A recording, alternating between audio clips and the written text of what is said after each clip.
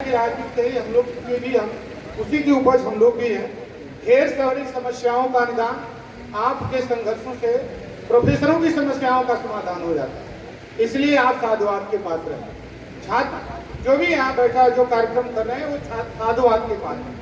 यकीन मानिए जब आप कार्यक्रम करते हैं तो सबसे ज्यादा फायदा विश्वविद्यालय में जो कार्यरत कर्मचारी और अधिकारी है, प्रोफेसर है, उसको आप पर गौरव होता है, लेकिन वो कह नहीं पाता, परिस्थितियां भिन्न है। इस कार्यक्रम में उपस्थित रही डॉक्टर सुनीता करीम मैडम, प्रोफेसर अजय कुमार गुप्ता साहब जो विश्वविद्यालय के प्रोफेसर हैं, हम सभी के मार्गदर्शक हैं और विश्वविद्यालय में सामाजिक न्याय की लड़ाई के लिए जाने जाते हैं। जब भी कोई सवाल या कोई इस तरह की लड़ाई होती है तो प्रोफेसर अजय गुप्ता का नाम आना स्वाभाविक है, चाहे वो कुलपति से लड़ना हो या किसी से लड़ना हो। हर समय आपको आपके मार्ग को प्रशस्त करने के लिए वो तत्पर रहते हैं।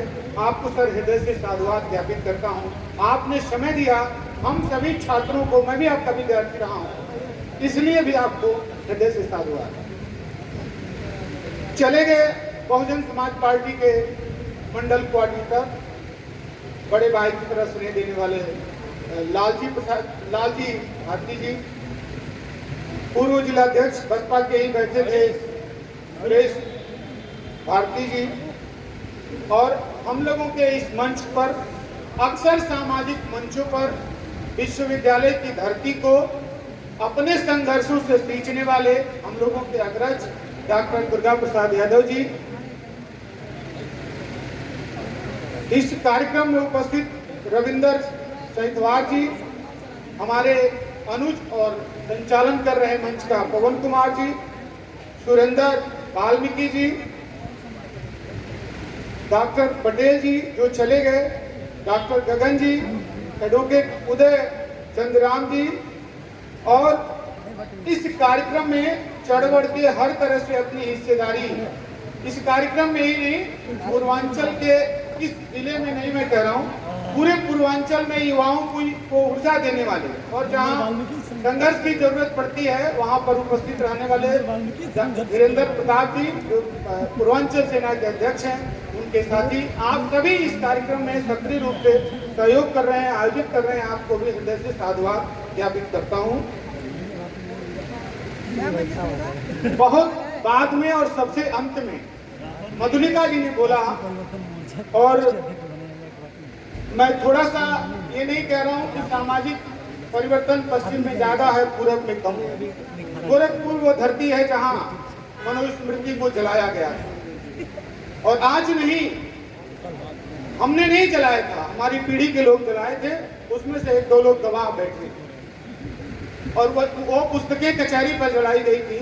और ऐसा नहीं है, देखिए परिस्थितियां भिन्न है, जाति वो जाति ही काटती है। थोड़ा सा मैं बाबा साहब के सामाजिक न्याय की तरफ बढ़ रहा हूँ। आप क्यों अपनी जाति बताने से छुपते हैं? जिन लोगों ने जाति बनाई है, देखिए जब भी आप सामाजिक न्याय की बात करेंगे तो जाति और आरक्षण की बात नहीं करेंगे तो सामाजिक न्याय बेईमानी है। मेरा यह मानना है कि सामाजिक न्याय बेईमानी है। जाति जिन लोगों ने बनाई 5000 वर्ष पहले, आप सोचिए उन जातियों के नाम पर वो आनंद लेते रहे और राज करते रहे। आज बाबा साहब के एक हथियार ने, शिक्षा के हथियार ने जातियों को इकट्ठा होने के लिए मजबूर किया, और आज इन्हीं जातियों ने उनको ललकारा कि तुम्हारी जात तुमने जो बनाई है तुम्हारे लिए वही खतरा की घंटी है। आप इकट्ठा हो, अपनी जाति बताइए, किसी से छुपाइए नहीं। और खासकर पढ़ा लिखा तबका जो सक्षम है, हमारा जो वंचित और गरीब भाई है, वो तो थोड़ा डरता है, सहनता है। परिवर्तन का मादा तो हमारे और आप जैसे पर आना चाहिए।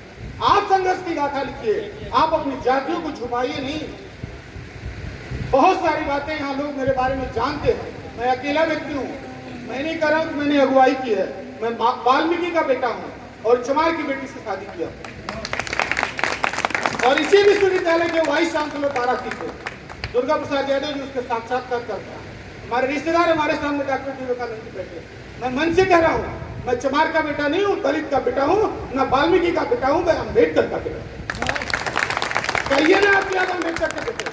172 राज की डिग्री कॉलेज है, मैं अकेला हूं जो मीडिया पे चैनल पर बोलता हूं, किसी की हैसियत में मुझे फर्क नहीं, इसलिए कि मैं विचारों पे चलता हूं।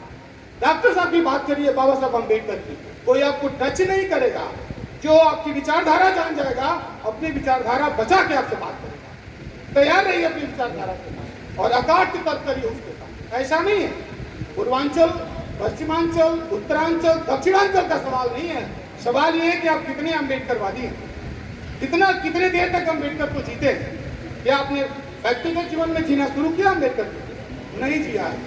मंचों पर जय भीम और बहुत सारे नारे लगा देते हैं लोग, मंच पे जगह भी लोग पा जाते हैं, लेकिन उनसे पूछिए ना उनके घरों में किसकी तस्वीरें लगी है। अभी एक बहन बात कर रही थी ना, लेकिन वह बात कितने देर तक घरों में रहती है। और जिस जाति का नाम उल्लेख कर रहे हैं लोग कि यादव और चमार सबल हुआ, क्यों हुआ? आपने कभी सोचा कि क्यों हुआ? माननीय काशीराम से सबसे बड़ा सबक यादव जी लोगों ने लिया, संगठित हुए, लड़ा अपने लिए और अपने समाज को खड़ा किया। हाँ, खड़ा जरूर किया, लेकिन एक पक्ष को और मजबूत किया। गुलाम को छोड़ नहीं सकते, वो भी अपने कोने का वंशज मानते हैं। दूसरी बात, समारोह पर बार बार सवाल उठाना कि सब विकसित हो गए, आगे चले गए, अम्बेडकर को जी कौन रहा है? कौन जी रहा है अम्बेडकर को? कौन अपने घरों में उनको टांग के घूम रहा है? सबसे ज्यादा वंचित और शोषित अगर कोई टारगेट पर आज भी है तो एक ही दो जाति के लोग हैं, बाकी मलाई वाले हैं। उनको पीछे से लाभ मिल जाता है, और राजनीति में तो उन्हीं को लाभ मिलना है, स्वाभाविक, और मिलता ही है। इसलिए आप देखिए, जिसका नाम हम लोग लेके आज लाइब्रेरी की शुरुआत कर रहे हैं, माता सावित्रीबाई फुले। 18वीं शताब्दी में शिक्षा का अलग जगा रही, और शिक्षक पुरस्कार किसके नाम से दिया जाता है? जिसने कभी शिक्षा का नाम ही नहीं लिया। शिक्षक पुरस्कार माता सावित्रीबाई फुले के नाम से होना चाहिए था, और किसके नाम से देते हैं? गजब की बात है, जिसने कभी शिक्षा की जगत वंचित समाज के लिए सोचा ही नहीं।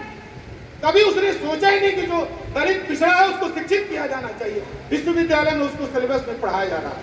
कहिए मंचों से मजबूत है, आप कहिए वंचित और गरीब भाई हमारा नहीं कहते, आप कहिए जो लड़ने की स्थिति में लड़िए।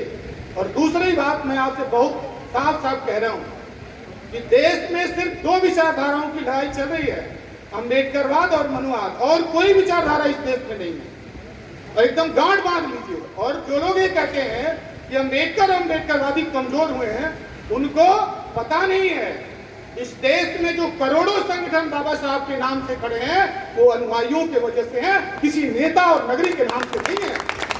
देश में बाबा साहब के नाम कम से कम 250 करोड़ संगठन हैं, और ये आपकी जागरूकता का प्रतीक है। नेताओं को सबक लेना चाहिए। याद करिए 2 अप्रैल 2018 की घटना, याद करिए ना, किस राजनेता ने नेतृत्व किया था? किसी ने किया? SC/ST एक्ट वापस हुआ कि नहीं हुआ? और आपने लड़ाई लड़ी, गोरखपुर के विश्वविद्यालय के छात्रों, प्रोफेसरों और JNU के प्रोफेसरों और दिल्ली के प्रोफेसरों ने लड़ाई लड़ी। 100% रोस्टर वापसी किसने कराया? किस राजनेता ने बोला साथ लेकर? फिर वोट के लिए बोलोगे? लड़ा, छात्रों ने लड़ा और गुरुओं ने लड़ा, और दोनों एक्ट वापस हुए कि नहीं हुए? लड़िए, लड़ना सीखिए। जो लोग कह रहे हैं कि कलम और किताब पे पहरा है, उनको लगाने दीजिए ना। पहरा उतना ज्यादा नहीं जितना बाबा साहब के समय में था। उनकी फाइलों को लोग चम्मच से छूते थे, आज आपके साथ बैठने के लिए तरस रहे हैं। आप अच्छा, जो लोग प्रोफेसर हो गए हैं, जो अच्छी नौकरियों में हैं, उनके साथ उनके घरों में जाकर पूजा कराना चाहते हैं। नालायक तो हम औलादे हैं। उन कमीनों को कहते हैं आओ हमको घर में प्रवेश कराओ। 1 करोड़ का मकान बनाएंगे, 10 साल का बच्चा आएगा फिर प्रवेश कराएगा। बेटी बेटा तुम पैदा करोगे और नाम हुआ के बताएगा। गजब तुम्हारी शिक्षा दीक्षा है, यही पढ़ाई लिखाई है। और खासकर लक्ष्मण जी चले गए, मैं कुछ सवालों से भी उनसे बात करता। अरे अनुज की तरह हैं, मंच पर दुर्गा भैया बैठे हैं। दोहरी गुलामी में है बैकवर्ड समाज, दोहरी गुलामी में। दलित आज भी एकारी गुलामी में चल रहा है। बाबा साहब के नाम पर दलितों में आज भी कोई बता दे कि पूजा पाठ आज कराते हैं लोग? बहुत कम है जो नौकरी में आ गए हैं, जो कौम के गद्दार हैं वो पूजा पाठ का नाम लेते हैं। हमारे जैसा आदमी उदाहरण देता है कि आओ मैं दिखाता हूँ शादी होती कैसे, आओ मैं घर में दिखाता हूँ बच्चे होते कैसे, कैसे अधिकार दिया जाता है। दोहरी गुलामी का शिकार है। जिसको आज देश का राजा होना चाहिए वो गुलाम है। मंदिर का उद्घाटन करा रहा है, अपने पुरखों की इतिहास मिटा रहा है अयोध्या में बैठ के। शर्म नहीं आ रही है। डिप्टी सीएम की कुर्सी छोटी सी पा जा रहा है। उसके पुरखे का तो इतिहास है। ज्योतिबा फुले, छत्रपति साहू जी महाराज, ये जितने लोगों का यहाँ तस्वीर लगी है, ललई सिंह यादव, कितने घरों में ललई सिंह यादव का फोटो है पूछिए जाके। एक लक्ष्मण यादव पूरे देश में घूम रहा है इसलिए कि अम्बेडकर, फुले और लोहिया की बात कर रहा है। आप सोचिए लक्ष्मण जैसे हर यादव जी परिवार में और हमारे जैसा हर दलित के घर में एक है, भले ही वो जाहिल है, पढ़ा लिखा नहीं है। मुझे अपने समाज पर गर्व है, मुझे दलितों पर गर्व है। मैं दलित कहने में अपने को गर्व समझता हूँ। बैकवर्ड इसलिए नहीं कह रहा हूँ कि 54% आबादी है। मंदिर मस्जिद की बात वही करते हैं, वही उनको ऊर्जा देते हैं, वही उनको चंदा देते हैं, वही मूर्तियों की स्थापना करते हैं। दलित उसमें मिलता होगा, एक मिलेगा, कहीं दो मिलेगा, और वो ललकारा जाता है, समाज से बहिष्कृत होता है। ऐसा नहीं है। चेतिए, आप देश के राजा, हम आपके साथ रह के आपको राजा बनाना चाहते हैं। कहते तो है संविधान की बात। जब जब सरकारें संकट में आती हैं, सारे संविधान के पीछे खड़ी हो जाती है। नोटबंदी किया ना भाई जी ने 8 नवंबर 2016 को, किसके पीछे खड़े हो गए? प्रॉब्लम ऑफ रूपी के। किसकी किताब है? बाबा साहब अम्बेडकर की किताब। किसने लिखा था? आपके पिता ने लिखा था, हमारे बाप ने लिखा था। ये मुझे इस बात का गर्व है। आपके बाप ने नहीं लिखा था, और आपके बाप में दम था तो संविधान लिख लिया हो। 32 डिग्रियों का रखने वाला व्यक्ति, 6 भाषाओं का ज्ञाता, 9 भाषाओं को पढ़ने पढ़ाने वाला दलित हो गया। शर्म नहीं आ रही है? डॉक्टर अम्बेडकर दलित हो गए। 340 एक्ट पहले पिछड़ों को दिया, 341 बाद में दलितों को दिया आरक्षण। वो दलित हो गए। शर्म नहीं आती है इस देश में? अम्बेडकर पर सवाल उठाते हो, संविधान पर सवाल उठाते हो, संविधान के पीछे खड़े होते हो। शर्म करो थोड़ा। बाबा साहब 340 अब दे रहे थे, किसने उसको आरक्षण? 340 पिछड़ों को आरक्षण है कि नहीं? आप बताइए, पढ़ लीजिए एक्ट उठा के। गुस्से में नहीं बोल रहा, थोड़ा भाषण में ओज होना चाहिए। ओज नहीं रहेगा तो मजा नहीं आएगा। जैसे एक्टर अच्छा होगा तभी आप देखेंगे, है कि नहीं? एक्टर और एक्शन दोनों जरूरी है। 341 में बाबा साहब आरक्षण पिछड़ों को लिए दे दिया। मान लीजिए ट्रेन दिल्ली से चली और लखनऊ में एक्सीडेंट हो गया, गोरखपुर पहुंची ही नहीं, बाबा साहब गुजर गए होते तो अपने लोगों को 341 में कहां से व्यवस्था करते हो? शर्म नहीं आती? बाबा साहब का विरोध करते हो, मूर्तियों पर हाथ उठाते हो, शर्म नहीं आती? वो हाथ करते नहीं है। और करता कौन है? कोई श्रवण उनकी मूर्तियों को नुकसान नहीं पहुंचाता। मैं इस मन से कह रहा, पहुंचाता कौन है? अपना ही भाई जो सूत्र दर सूत्र है, मन कई पीढ़ी का गुलाम है, उसको अपने बच्चे का नाम रखने नहीं आ रहा है और बाबा साहब पर सवाल उठाता है। तो उन्होंने दलितों के लिए काम किया। गजब देश है, गजब इस देश के लोग सोचने लिखने वाले और पढ़े लिखने वाले। अभी देखिए आरक्षण मिला ना, समान आरक्षण। मेरिट उठा के देखिए, जब सिलेक्शन हो रहा है तो पिछड़ों और दलितों से भी कम उनकी मेरिट है कि नहीं है? एग्जाम्पल के साथ बताऊंगा। एग्जाम्पल है, गूगल सर्च करिए, अधीनस्थ सेवा चयन आयोग का रिजल्ट देखिए। मैं और कुछ नहीं कहता। मौका मिला जब दलितों को, तो काम किया पिछड़ों के लिए।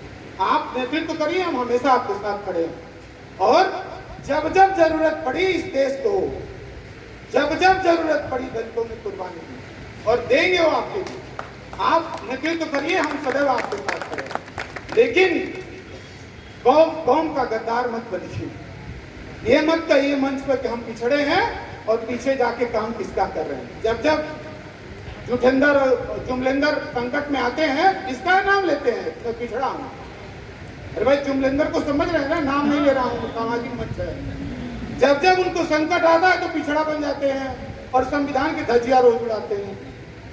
लेटरल एंट्री हो रही है ना, लेटरल एंट्री प्रोफेसरों में भी हो रही है, लेटरल एंट्री हो रही है। उनके अब्बा पढ़े नहीं थे, पता नहीं चला कि किस स्टेशन पर आज तक चाय बेचे, पता चला? वो डिग्री आज तक बता नहीं पाए कि किस विश्वविद्यालय से पढ़े हैं, लेकिन विश्व के बहुत ब्रांडेड नेता डिग्री पता चली, उस स्टेशन का नाम पता चला, आज तक नहीं चला। गजब देश है और गजब के लोग भक्ति भाव में सोच ली, ऐसा भक्ति भाव। उस स्टेशन का नाम नहीं मालूम, किस स्टेशन पर चाय बेचे नहीं पता चला, और उन्होंने चाय बेची। अब क्या बेच रहे हैं, देश बेच रहे हैं कि नहीं बेच रहे हैं? रेल उनके पिता ने नहीं बनाई थी, इंडियन एयरवेज उनके फादर ने नहीं बनाया था, 68 साल पहले किसी ने खरीदा था उसको। बैंकों का राष्ट्रीयकरण किसी और ने किया था 24 बैंक में। बड़ा मजा आ रहा है ना, निजीकरण हो रहा है तो कि दलितों का हक जा रहा है, पिछड़ों दलितों का, ऐसा कुछ नहीं है।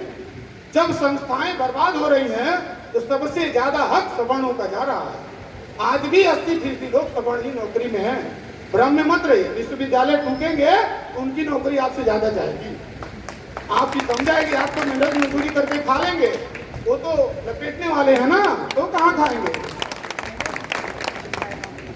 देखिए पर्ची थमा दी गई है, और पैसे से मैंने कहा गुरु तो प्रोफेसर साहब हमारे हैं, डॉक्टर साहब हम लोग साथ संघर्ष किए हैं, थोड़ा बोलने की आदत मास्टर को ज्यादा होती है ना।